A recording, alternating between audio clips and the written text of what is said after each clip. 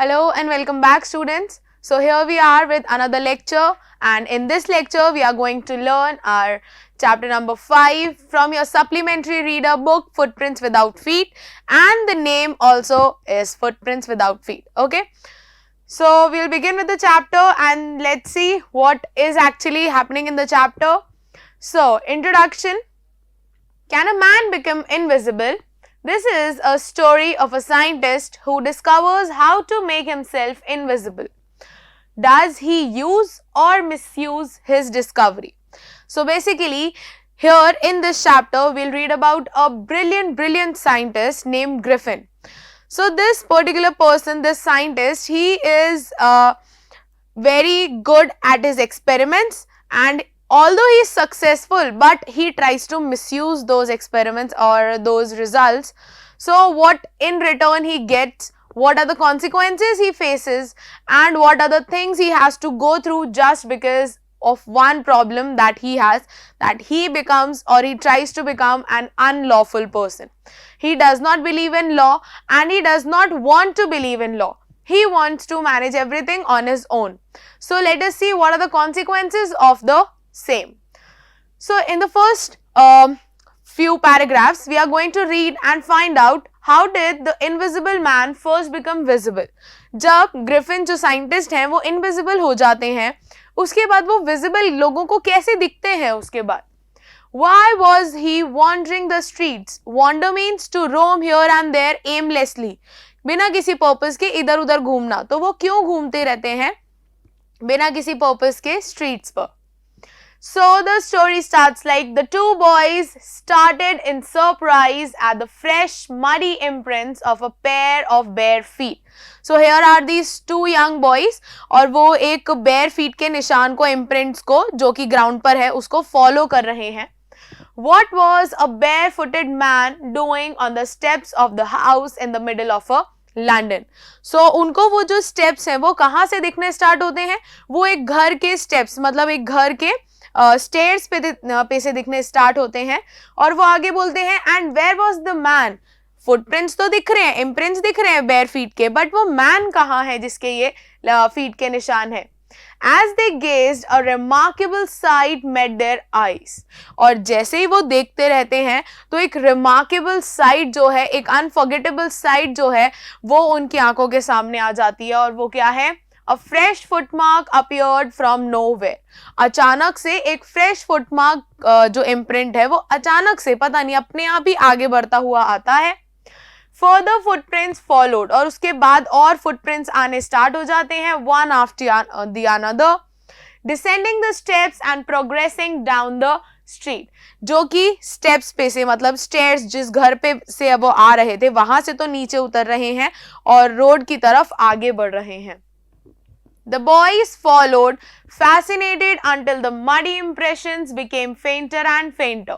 और क्योंकि ये उन यंग बॉयज के लिए बहुत ही ज्यादा फैसिनेटिंग, बहुत ही ज्यादा अट्रैक्टिव सा था, तो इसीलिए ये जो है ये उन फुटप्रिंट्स को फॉलो करते रहते हैं जब तक कि वो दूर दूर जाकर बिल्कुल गायब नहीं हो जाते.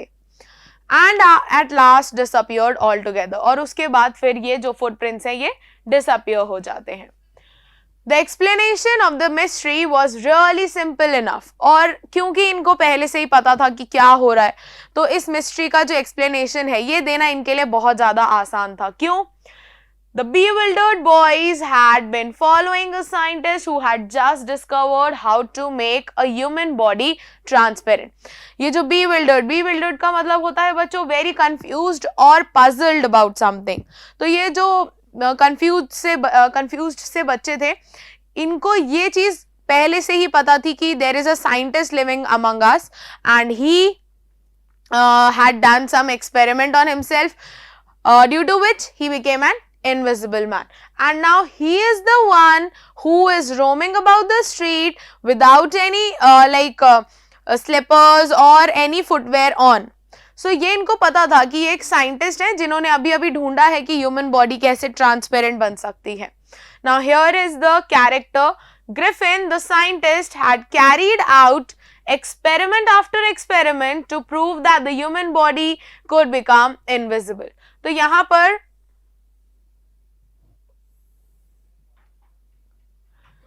तो यहाँ पर ये जो ग्रिफिन है, जो साइंटिस्ट हैं, वो आपको बता रहे हैं कि भाई एक ह्यूमन बॉडी है जिसको मैं एक्सपेरिमेंट कर करके एक के बाद दूसरा एक्सपेरिमेंट, उसके बाद फिर से कुछ एक्सपेरिमेंट, फिर से उसके बाद कुछ एक्सपेरिमेंट करके उन्होंने क्या प्रूव करने की कोशिश करी कि he could make a human body totally transparent.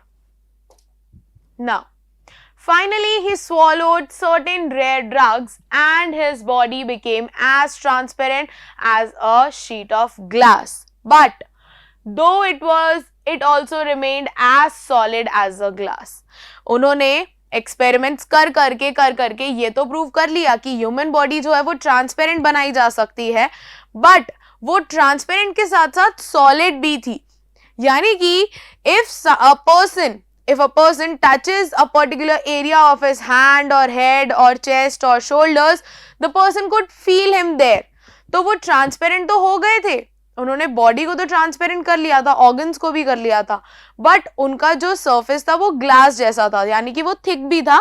अगर उनको हम टच करें तो he could be felt. Brilliant scientist, here it's clearly mentioned that he was a brilliant scientist. अब ऐसा इसीलिए बोला है क्योंकि ऐसा एक्सपेरिमेंट सारे साइंटिस्ट नहीं कर पा रहे. सो ब्रिलियंट साइंटिस्ट दो he was, Griffin was rather a lawless person. Griffin जो है वो एक लॉलेस पर्सन थे, यानी कि वो लॉज में ज्यादा बिलीव नहीं करते थे, वो बिल्कुल भी लॉ के साथ नहीं करते थे. ही did not abide the law, वो अपने अकॉर्डिंग अपना वर्क करते थे.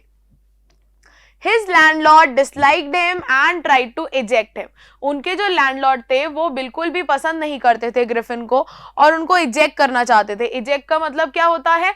To either pull something out, but here it means that this landlord he wanted Griffin out of his house, कि ग्रिफिन उनके घर से कहीं चला जाए. In revenge, Griffin set fire to the house. और इसके डर में, इसके रिवेंज मतलब बदला लेने के लिए ग्रिफिन जो था उन्होंने पूरे घर को ही आग लगा दी.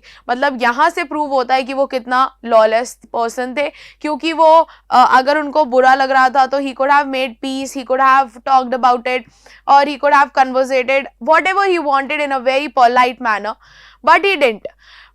Instead what he did, he entirely burned the house. उसने पूरा घर ही जला दिया. So this shows that he was a lawless person. His landlord disliked him. To get away without being seen, he had to remove his clothes.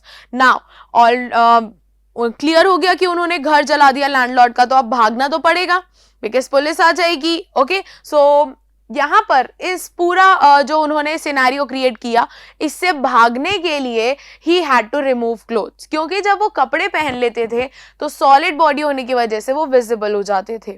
तो ये आपके first question का answer है. How did the invisible man first become visible? वो सबसे पहले visible ऐसे होते थे, the body being as solid as a glass could be worn upon different clothes. वो बहुत सारे क्लोथ्स पहन सकते थे और अपनी बॉडी को कवर कर सकते थे, बट उनको इनविजिबल होने के लिए सारे क्लोथ्स रिमूव करने पड़ते थे.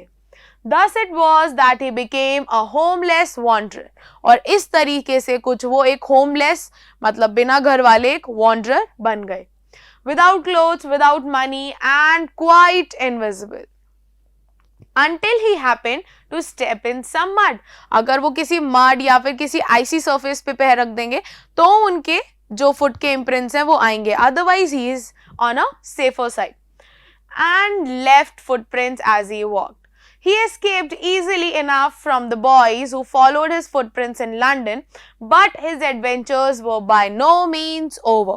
उन बच्चों से तो वो, उन लड़कों से तो वो भाग लिए जिनको वो चाहते थे कि मतलब वो उनको फॉलो ना करें, बट उनका जो एडवेंचर था, मतलब आगे भी उन्होंने ऐसे सिनेरियोज क्रिएट करे जहां पर वो खुद भी प्रॉब्लम में आए और दूसरे पर्सन को भी कहीं ना कहीं प्रॉब्लम में डाल दिया. तो वो इन बच्चों से तो भाग लिए, but what he did, he had chosen a bad time of the year to wander about London without clothes. उन्होंने एकदम गलत टाइम चूज किया था लंदन में विदाउट क्लोथ्स घूमने का, इनविजिबल बन के घूमने का, because most of the time you all know कि वहां पर बहुत ज्यादा ठंड रहती है. सो इन्होंने क्या किया, It was mid-winter और जब इन्होंने चूज किया कि इनको कब घूमना है बिना क्लोथ्स के, वो सीजन था mid-winter का. The air was bitterly cold and he could not do without clothes. बहुत ज़्यादा ठंडी हवा चल रही थी और कपड़ों के बिना वो कुछ नहीं कर सकते थे. Instead of walking about the street, he decided to slip into a big London store for warmth. तो वो सोचते हैं कि मैं क्यों बाहर घूमूं, मैं एक लंदन स्टोर, लाइक जैसे हम डिपार्टमेंटल स्टोर्स वगैरह में जाते हैं ना, मार्ट्स वगैरह में अपना राशन लेने, ग्रोसरीज लेने, तो इन्होंने भी सोचा कि मैं एक स्टोर में घुस जाता हूँ जहां पर इनको सब कुछ मिल जाए. And then see what he did there. Closing time arrived. Store बंद होने का टाइम आया. And as soon as the doors were shut, Griffin was able to give himself the pleasure of clothing and feeding himself without regard to expense. जब बंद होने का time आया उस स्टोर का, तो सारे गेट्स वगैरह, डोर वगैरह सब लॉक हो गए, शट हो गए. तो ग्रिफिन जो थे उसके बाद कपड़े ढूंढ लेते हैं उस स्टोर में से और खाने के लिए ढूंढ लेते हैं, और वो भी without paying for it. He broke open boxes and wrappers and fitted himself out with warm clothes. So whatever he wanted to eat, the chips, the cakes and cookies, whatever he wanted, he just opened the boxes and the wrappers, and then he fed himself with good food, and then he also adjusted himself in some warm clothes. Soon with shoes and overcoat and a wide brimmed hat, he became a fully dressed and visible person. So whatever he took from the store, that were a pair of shoes, an overcoat, a wide brimmed hat, he became a fully dressed and visible person. Basically, brimmed hat means the hat that we have a flat on the surface and has a hollow space in the center. That is known as a brimmed hat. So that's an oval hat, we can say, with a hollow part in the center. So he took that hat and became fully dressed and visible person. In the kitchen of the restaurant, he found cold meat and coffee. So he fed himself with nice good food and coffee, and then it was followed up, the meal was followed up by the sweets and wine taken from the grocery store. Finally, he settled down to sleep on a pile of quills. Quills is like warm रजाई जिसको हम बोलते हैं, तो उसको ऐसे अच्छी सी pile of quills मिल गया और वो उसके अंदर he settled himself down और वो बहुत comfortable होकर सो गए. If only Griffin had managed to wake up in good time, all might have been well. अगर बस वो उनसे इतना एक गलती नहीं होती कि वो सुबह जल्दी उठ जाते या टाइम से उठ जाते, जो मैनेजर्स हैं, असिस्टेंट्स हैं वहाँ स्टोर के, उनके आने से पहले अगर वो उठ जाते तो वो सब कुछ सही हो जाता. उनका जो भी उन्होंने रात को प्लेजर लिया सोने का, खाने का, that would all have been saved. But what happened instead? As it was, but जैसा कि है, he did not wake up until the assistants were already arriving next morning. अगले दिन सुबह जैसे assistants आने लगे, वो तब तक भी उठे नहीं थे. When he saw a couple of them approaching, he panicked and began to run. जब उन्होंने देखा कि assistants आ गए हैं तो वो बहुत ज़्यादा पैनिक हो जाते हैं, बहुत ज़्यादा डर जाते हैं और फिर भागने लगते हैं. They naturally gave a chase. अब नॉर्मल सी बात है, उनके स्टोर में से कोई निकल के भाग रहा है तो वो लोग पकड़ने भागे. In the end, he was able to escape only by quickly taking off his newly found clothes. Last में उनको अगर बचना था तो उनको क्या करना था, सिर्फ अपने क्लोथ्स रिमूव करने थे और अपनी बॉडी को ट्रांसपेरेंट कर लेना था. So once more he found himself invisible but naked in a chill January air. So वो यहाँ पर बच तो गए, he could escape easily, not from here but from everywhere else. But what he was left with? He was left with nothing, of course. He did not have a home to go. He did not have clothes to wear. He did not have money. How could he earn money? How to feed himself?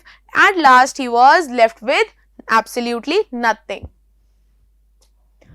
Then, this time he decided to try the stock of a theatrical company in the hope of finding not only clothes but also something that would hide the empty space above his shoulders. So now what he plans on is, he plans that I'll go to some theatrical company a place where all this theater work takes place. तो जहाँ पर भी shooting वगैरह का ज़्यादा main काम होता है उसको बोलते हैं हम थिएट्रिकल कंपनी. और वहां पर ये सोचते हैं कि मुझे कपड़े तो मिल ही जाएंगे somehow, but I'll also be able to manage some good stuff for my face, like every part above the shoulder. तो it's the neck part, it's the face part and the head. तो ये क्या करते हैं, shivering with cold, बहुत ठंड लग रही थी इनको, कांप रहे थे ये. He hurried to Drury Lane and then the centre of the theatre world. तो ये जो ड्रूरी लेन है यहाँ पर इनको हर चीज का एक खुद को कवर करने का एक ना एक चीज मिल ही जाएगा. He soon found a suitable shop, और वहां पर इनको एक शॉप भी मिल गया. He made his way invisible upstairs and came out a little later wearing bandages round his forehead, dark glasses, false nose, big bushy side whiskers and a large hat. So whatever thing he found there, you have to remember it. What did he come? A little later, wearing bandages round his forehead, then a pair of sunglasses, false nose, big bushy side whiskers and a large hat.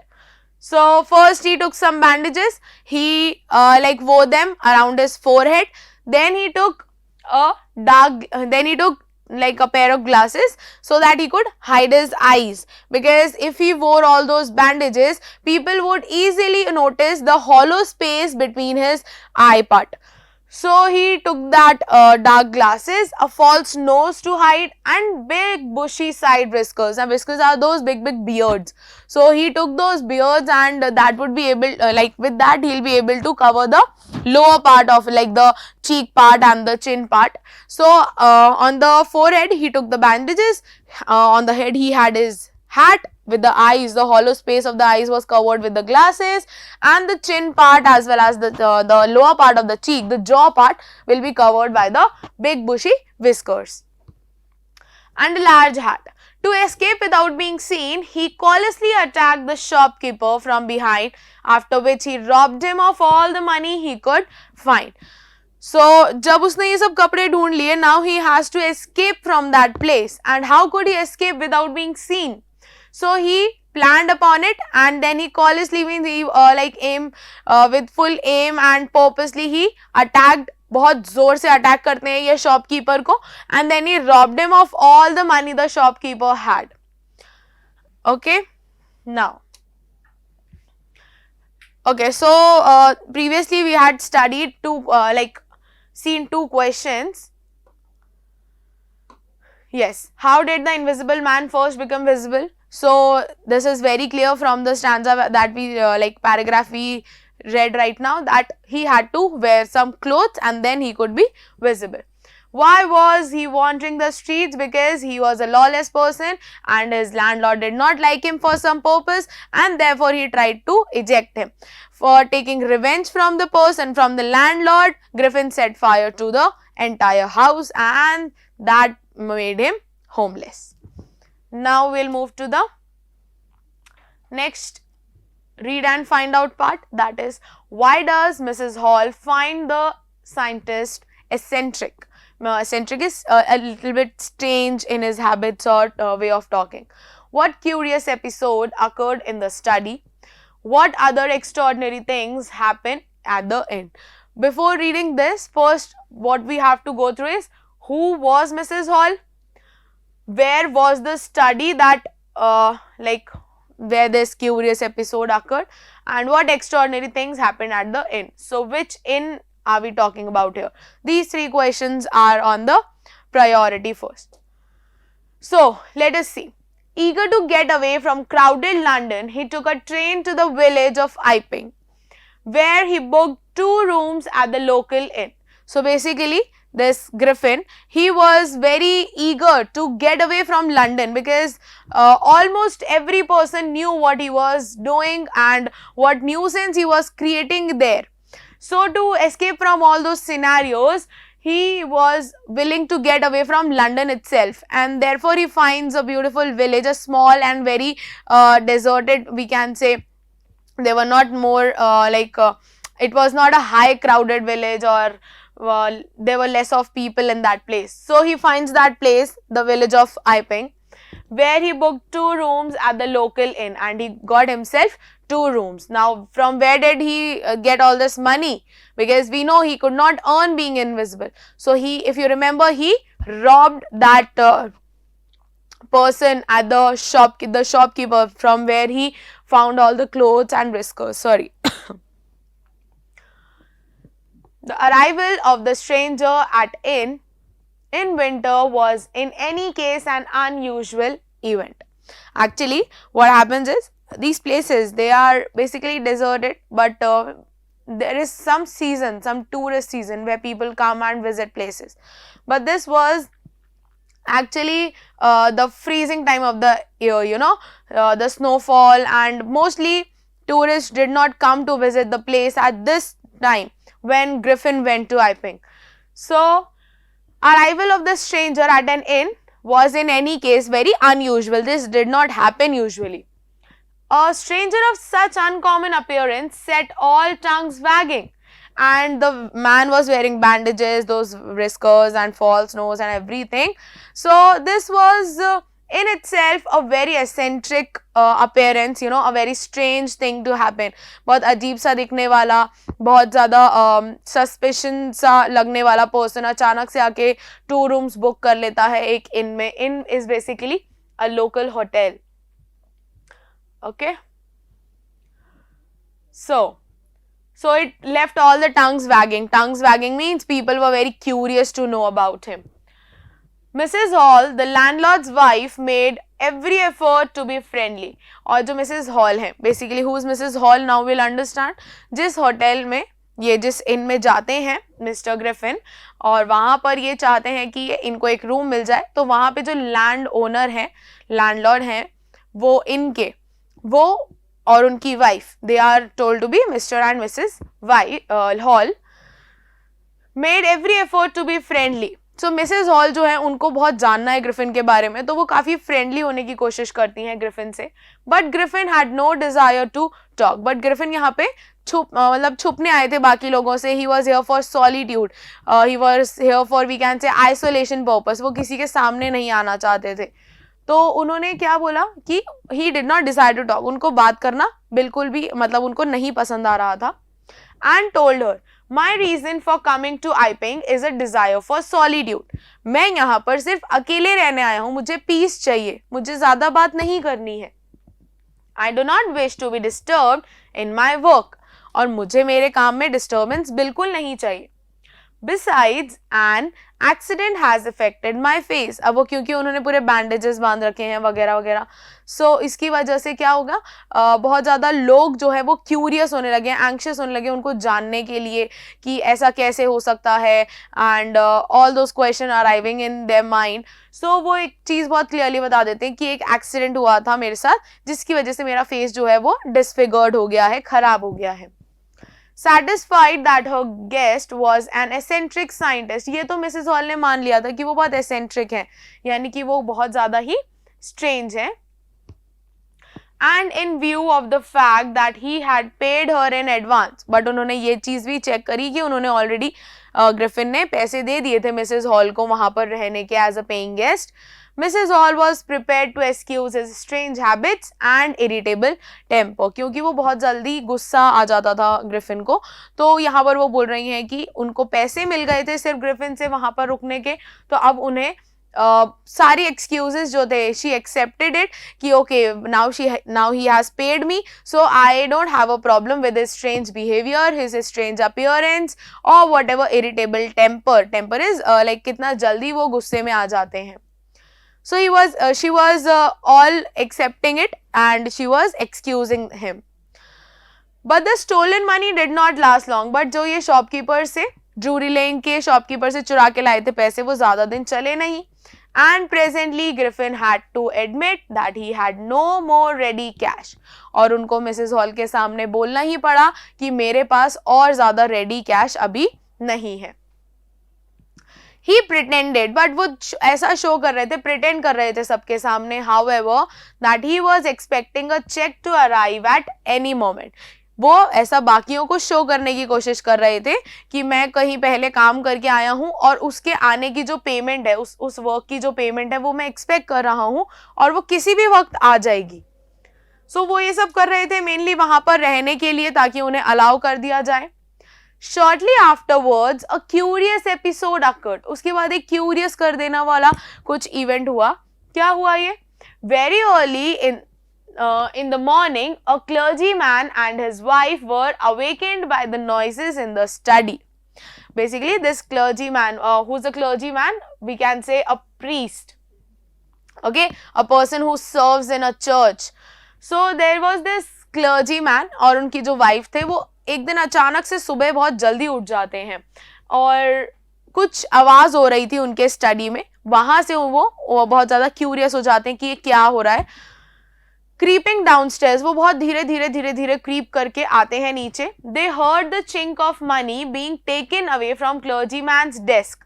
Chink is basically when we like take 2-3 coins or many coins all together, तो वहां पर coins के एक दूसरे से clash होने की आवाज आती है, क्लिंग क्लिंग, तो उसको बोला है chink। तो ऐसा लग रहा था कि कोई clergyman's के desk में से पैसे निकाल रहा है। Without making any noise and with the poker grasped firmly in his hand, the clergyman flung open the door and said, "Surrender." तो ये जो है इनको लगा कि कोई थीफ होगा तो इन्होंने सडनली गेट खोला। और गेट कैसे खोला? इनके हाथ में एक पोकर था। What is a poker? Poker is basically this shaped instrument and it's held from here, it has a hanger here and mostly these people they use poker. ये इस पोकर को यूज करते हैं to hold few, you can say, the log of the woods and all.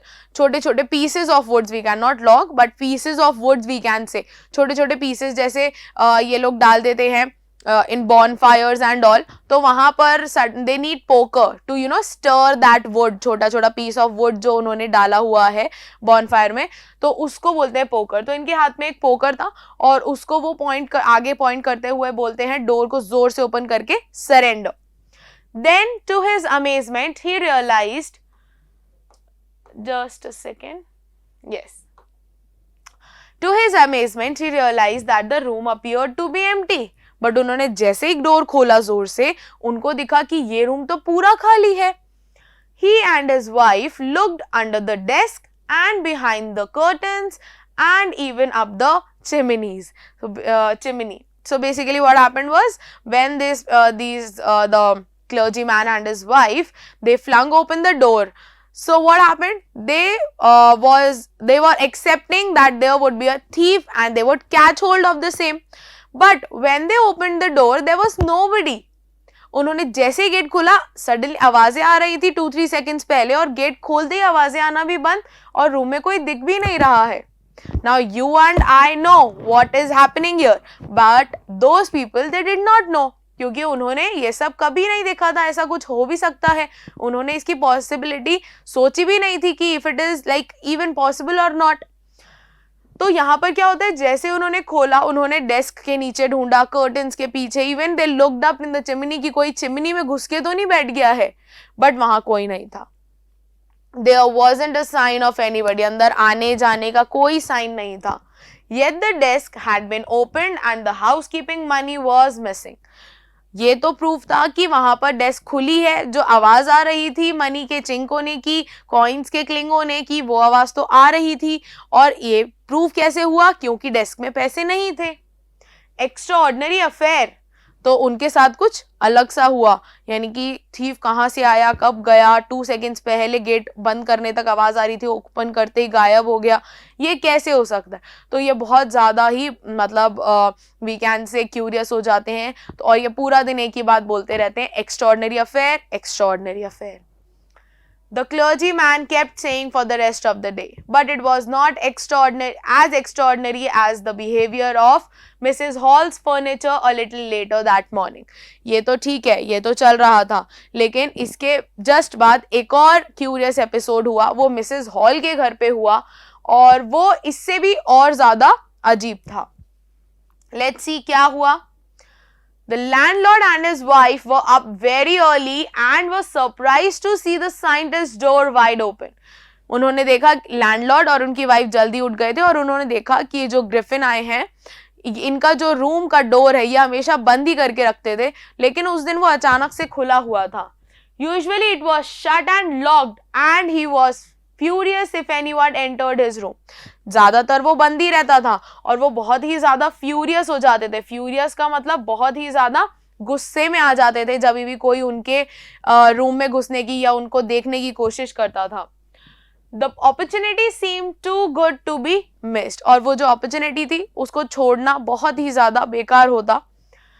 They peeped around the door, saw nobody and decided to investigate. उन्होंने अंदर आकर पीप करके झांक कर देखा, अच्छे से कोई नहीं दिखा, फिर वो अंदर जाकर इन्वेस्टिगेट करने लगे. The bed clothes were cold, showing that the scientist must have been up for some time. And stranger still, the clothes and bandages that he always wore were lying about the room. ये अंदर गए, इन्होंने देखा कि वहां पर एक person है, मतलब वहां पर कोई पर्सन नहीं है, और बहुत स्ट्रेंजली जो भी बैंडेजेस और विस्कर्स ग्रिफिन पहनते थे वो तो पूरे कमरे में बिखरे हुए हैं. और मिसेस हॉल कितनी कनिंग लेडी है, उन्होंने सबसे पहले जाकर बेड चेक करा कि बेड तो ठंडा है, बेडशीट तो ठंडी है, इसका मतलब ग्रिफिन को उठे हुए थोड़ी देर हो गई है, क्योंकि जब हम सोकर उठते हैं तो हमारा बेड क्लोथ जो थोड़ा सा वार्म सा रहता है. Okay, but bed cloth cold है, इसका मतलब ग्रिफिन जो है वो थोड़ी देर पहले उठ चुके हैं, मतलब उनको उठे हुए काफी देर हो गई है. So all of a sudden Mrs. Hall heard a sniff close to her ear.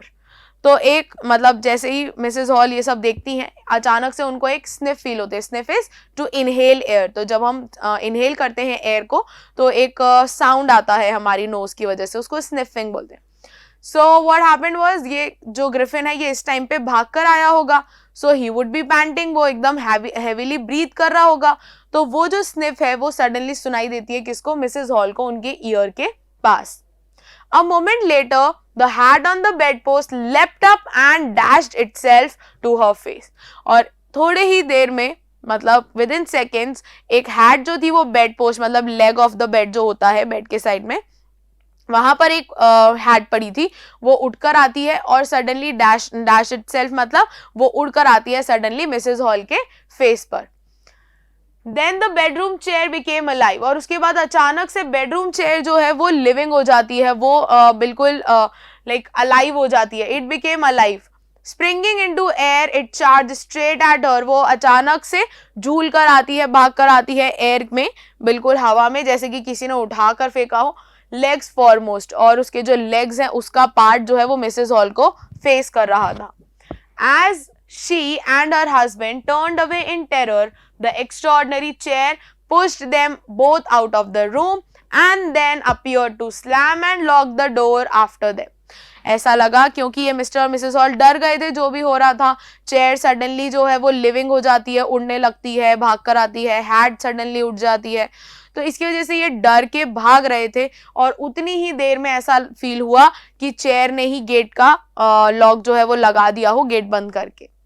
Mrs. Hall almost fell down the stairs in hysterics. और मिसेस हॉल जो थी वो बहुत ही ज्यादा, क्योंकि घबराई हुई थी और बहुत ज्यादा पजल थी कि ये सब क्या हो रहा है, तो वो स्टेयर्स की तरफ गिर जाती हैं.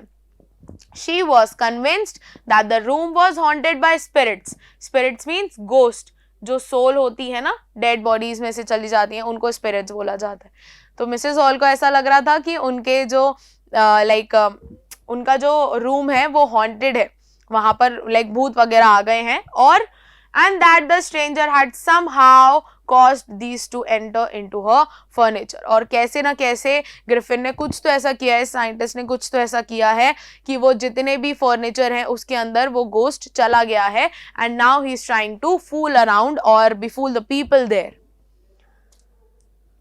My poor mother used to sit in that chair, she moaned. तो वो रोती रोती बोलती है कि मेरी बेचारी माँ इसमें बैठा करती थी. To think it should rise up against me now. और मैं ऐसा कैसे मान लूं कि ये अब मेरे खिलाफ उठकर आ रही है.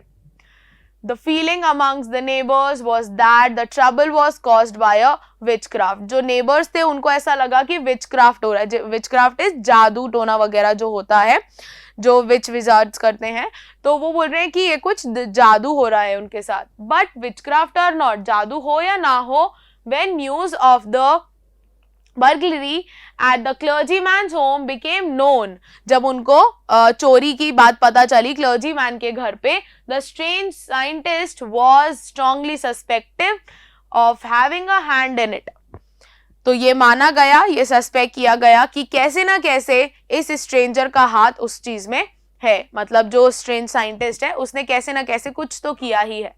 Suspicion grew even stronger when he suddenly produced some ready cash. उसने though he had admitted not long before that he had no money, उसने कुछ टाइम पहले ही बोला था कि मेरे पास अभी पैसे नहीं है, मैं बाद में पे कर दूंगा, लेकिन अचानक से उसी दिन उसके पास भी पैसे आ जाते हैं और वो मिसेस हॉल के लिए, मतलब मिसेस हॉल को पे करने के लिए आ जाता है. तो इस चीज से जो लोगों का सस्पेशन है ग्रिफिन के ऊपर, ये थोड़ा सा बढ़ जाता है. The village constable was secretly sent for, और इसी बात के लिए, इसको पता लगाने के लिए विलेज कांस्टेबल को बुलाया गया कि वो सब चीजें पता लगाएं. Instead of waiting for the constable, Mrs. Hall went to the scientist who had somehow mysteriously appeared from his empty bedroom. अब अचानक से मिसेस हॉल ने जब जाकर देखा तो उनके रूम में कोई भी नहीं था, बट वो कहती हैं कि उनको कांस्टेबल के आने तक का भी वेट नहीं हुआ. उन्होंने ग्रिफिन से खुद ही जाकर पूछ लिया कि भाई तुम खाली बेडरूम में से बाहर कैसे आए, क्योंकि जब हम गए थे तब तो बेडरूम में कोई भी नहीं था. I want to know what you have been doing to my chairs upstairs. मुझे ये जानना है कि तुम मेरी चेयर्स के साथ कर क्या रहे हो भाई. She demanded. And I want to know how is it you came out of an empty room and how you entered a locked room. तो मिसेस हॉल के सामने तो उस चेयर ने लॉक कर लिया था गेट को, तो तुम मुझे समझाओ कि तुम एक खाली कमरे में से बाहर कैसे आ रहे हो और तुम एक लॉक्ड कमरे में अंदर कैसे गए. सो मिसेस हॉल को लग रहा था कि ये सब जादू वगैरह करते हैं और उसकी वजह से ही ये सारी प्रॉब्लम जो है मिसेस हॉल को फेस करनी पड़ रही है. तो अभी तक भी उनको पता नहीं है कि साइंटिस्ट का एक्चुअल में जो ट्रूथ है वो क्या है. The scientist was always quick tempered, और जो साइंटिस्ट था वो बहुत ही ज्यादा क्विक टेम्पर्ड था. क्विक टेम्पर मीन बहुत ज्यादा शॉर्ट टेम्पर्ड, बहुत ज्यादा गुस्सा आ जाता था जल्दी से. नाउ ही बिकेम फ्यूरियस, और अब वो उनका जो गुस्सा था वो बहुत ही ज्यादा तेज हो गया था, वो रेज में बदल गया था, बहुत ज्यादा एंगर में. You don't understand who or what I am, he shouted. तुमको नहीं समझ में आ रहा है कि मैं क्या हूं और मैं कौन हूं. Very well, I'll show you. चलो मैं तुमको दिखाता हूं. Suddenly he threw off his bandages, whiskers, spectacles and even the nose. और उन्होंने अपने shoulders के ऊपर जितना भी कुछ पहना हुआ था उन्होंने सब निकाल के फेंक दिया ग्रिफिन ने. It took him only a minute to do this. और 1 मिनट में उन्होंने ये सब कर लिया. The horrified people in the bar found themselves staring at the headless man. क्योंकि उन्होंने अपना friskers, bandages सब हटा दिया, तो अब फेस तो दिख ही नहीं रहा है, नेक के ऊपर का तो कुछ भी नहीं दिख रहा है. तो जितने भी लोग वहां खड़े थे वो बहुत ही ज्यादा डरे हुए थे, बहुत ही ज्यादा फ्राइटेंड थे. दे वर लाइक हॉरिफाइड, मतलब बहुत ऐसा लुक हमारे सामने आना जिससे हम बहुत ज्यादा डर जाते हैं. तो वहां पर क्या था, मैन की बॉडी तो दिख रही थी लेकिन द मैन वॉज हेडलेस, उसका सर नहीं दिख रहा था. मिस्टर जैफर्स द कांस्टेबल, ये नाम याद रखना है बच्चों, कांस्टेबल का नाम क्या है, it's Mister Jaffers the constable, now arrived and was quite surprised to find that he had to arrest a man without a head. वो ये देखकर बहुत ज्यादा शॉक हो गए क्योंकि ग्रिफिन ने अपना पूरा बैंडेजेस वगैरह ओपन कर दिया था तो हेड नहीं दिख रहा था. तो उनको समझ नहीं आ रहा था कि उनको एक ऐसे आदमी को पकड़ना है जिसका सर ही नहीं है. But Jeffers was not easily prevented from doing his duty. Jeffers को कोई उसकी ड्यूटी करने से रोक नहीं सकता था. If a magistrate warrant ordered a person's arrest, then the person had to be arrested with or without head. अगर मैजिस्ट्रेट का वारंट है कि किसी पर्सन को अरेस्ट करके लाना है तो वो पर्सन अरेस्ट होगा, ये मिस्टर जैफर्स मानते थे. ठीक है, वो अपनी ड्यूटी के लिए फुली डिवोटेड थे. तो अगर उन्होंने बोला है वारंट मेरे पास आया है तो मैं उस आदमी को लेकर ही जाऊंगा, विद हेड और without head. There followed a remarkable scene as the policeman tried to get hold of a man who was becoming more and more invisible as he threw off one garment after the another. और एक बहुत ही ज़्यादा shocking सी remarkable सी site जो है, unforgettable site जो है, वो उन लोगों के सामने आती है जहां पर मिस्टर जैफर्स एक ऐसे आदमी को पकड़ने की कोशिश कर रहे हैं जिसका सर नहीं है, और वो कॉन्टिन्यूसली एक के बाद एक अपने क्लोथ्स रिमूव करता जा रहा है और ज्यादा से ज्यादा इनविजिबल होता जा रहा है. Finally a shirt flu into the air, और उसके बाद एक शर्ट जो है वो अचानक से उड़कर निकल जाती है एयर में. And the constable found himself struggling with someone he could not see at all, और फिर देखा गया कांस्टेबल को परेशान होते हुए उस पर्सन को पकड़ने में जो कि किसी को भी नहीं दिख रहा. Some people tried to help him and found themselves hit by blows that seemed to come from nowhere.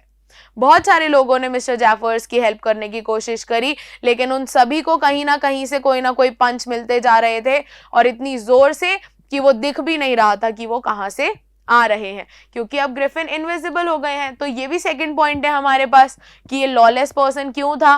Okay, in the end Jaffers was knocked unconscious. Jaffers को नॉक कर दिया गया, मार दिया गया, अनकॉन्शियस मतलब बेहोश कर दिया गया. As he made his last attempt, जब वो अपने लास्ट अटेम्प्ट पे थे, to hold on to the unseen scientist. There were nervous, excited cries of hold him. Excited मतलब खुशी वाली नहीं है, यहाँ पे लोग बहुत horrified थे, बहुत डरे हुए थे, तो सब चिल्ला रहे थे hold him, hold him. But this was easier said than done. इसको कहना आसान लेकिन करना मुश्किल.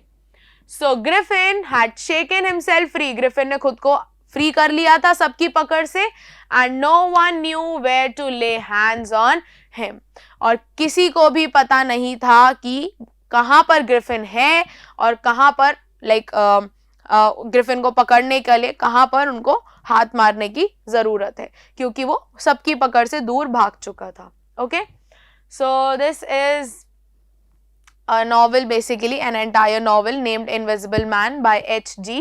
Wells. Okay, so now we'll talk about, think about text, text, whatever we had studied. Griffin was rather a lawless person comment.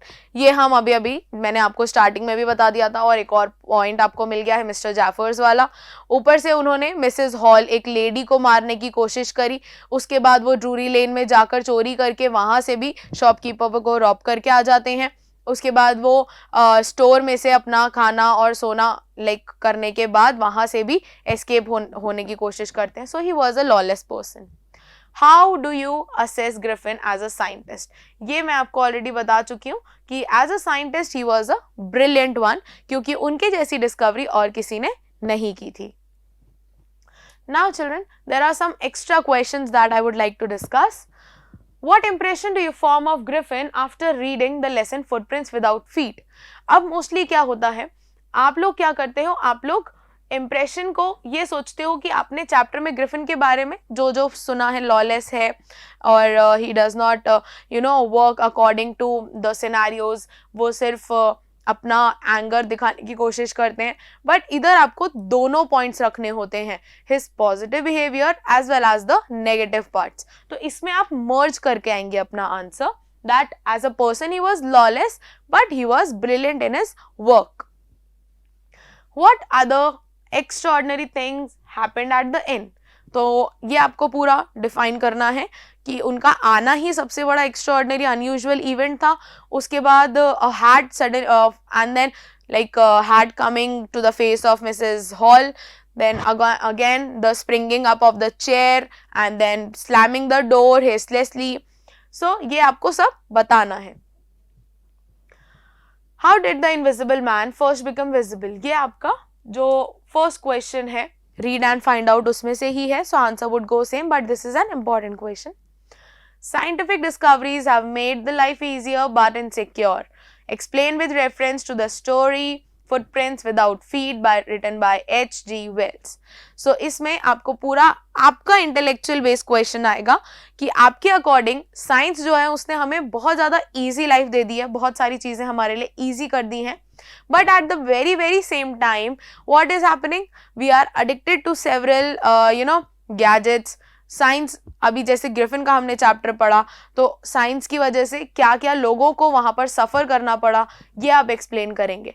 Also children, intellectual based में बहुत सारे जो क्वेश्चंस हैं वो आपको रिलेट करेंगे हमेशा चैप्टर में से. तो आप जो भी कंटेंट प्रूव करने की कोशिश कर रहे हैं अकॉर्डिंग टू योर इंटेलिजेंस, आप उसको रिलेट करेंगे जो कंटेक्स्ट आपको दिया हुआ है. ओके, जैसे ये फुटप्रिंट्स विदाउट फीट चैप्टर में से दिया हुआ है. सो आपको जैसे ये चैप्टर के बेसिस पे दिया हुआ है, तो आप इसका जो भी रेलेवेंस देंगे आप अपने इंटेलिजेंस के अकॉर्डिंग वो चैप्टर के कॉन्टेक्स्ट में देंगे कि आपने ऐसा ऐसा पढ़ा और इसकी वजह से आप जज कर पा रहे हैं इस स्टेटमेंट को. Okay, so children, this is all for today. Now will meet with our next video and another chapter. Till then, you have to keep learning, keep practicing and keep growing.